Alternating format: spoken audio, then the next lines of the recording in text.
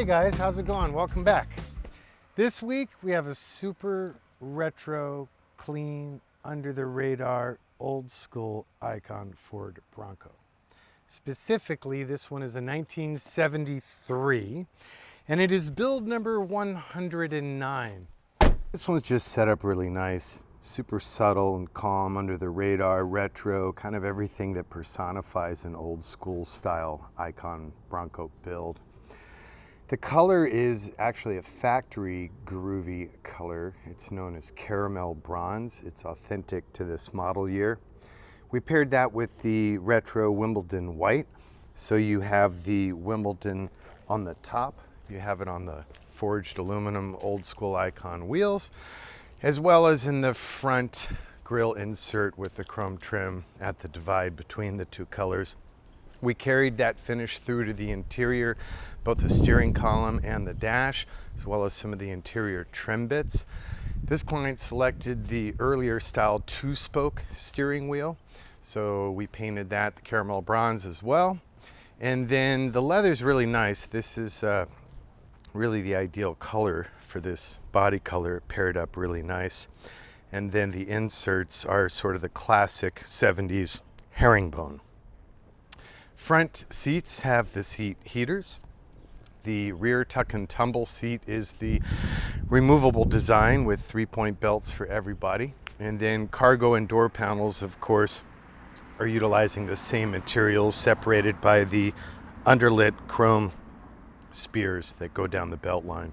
For the rugs and floor mats, we did our beloved wool Hargarten square weave from Germany, and that's hemmed in the same leather.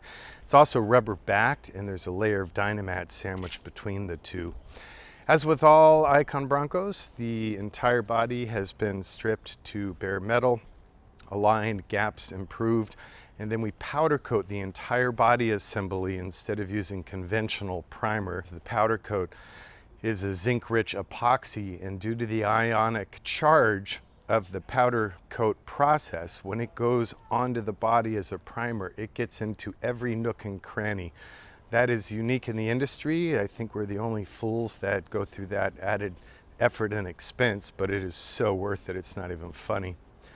After the body's powder coated, traditional filler and blocking and sealer and two-stage paint. And then once that is oven cured, it goes into another oven wherein the underside of all body panels and the inside floor, all prior to reassembly, are heat cure coated in polyurea instead of traditional petroleum-based undercoatings. All stainless steel plumbing throughout, including brakes and fuel lines. And then of course the exhaust system is on this truck, the restrained system, which is Mandrel-Benz food grade stainless from our good friends at Borla.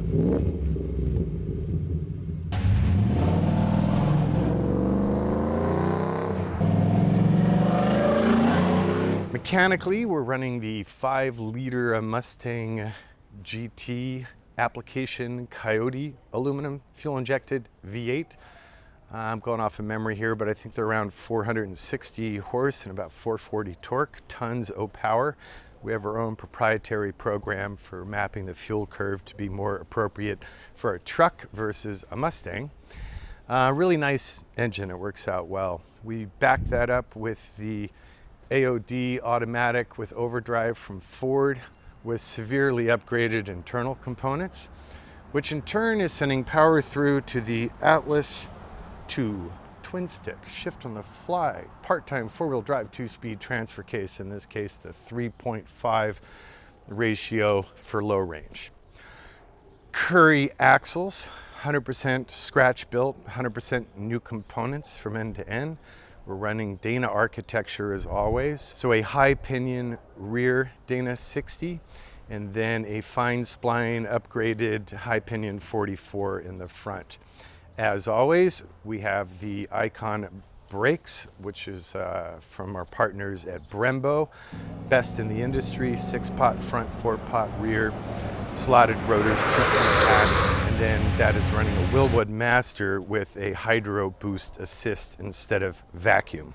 Those differentials in this case are also equipped with the optional locking ARB differentials, both in the front and in the rear, with a dedicated air compressor.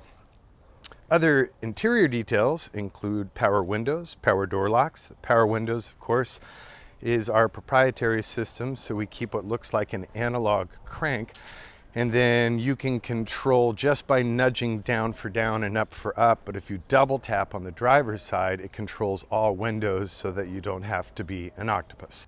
Suspension, designed by Icon in partnership with Art Morrison Enterprises and Fox Racing, so that is coilover suspension all the way around, radius arm front, 4-link rear, Johnny joints instead of Heims, very thick wall and stout architecture, and the ride is surprisingly good for a 2-ton toaster. Tunable sway bars front and rear, as well as the sport suspension option on this truck, give you further tunability options to change the rebound rate both fast and slow all the way around by the little knobs on the heads of the nitrogen charged remote canisters. BF Goodrich all-terrain tires. What else, my friends? Oh yeah, audio. This has what we call our elevated audio system. So that's amp and bass with focal K2s with separate tweets. You'll notice you do not notice our bass. That's because we cleverly hide it in the interior.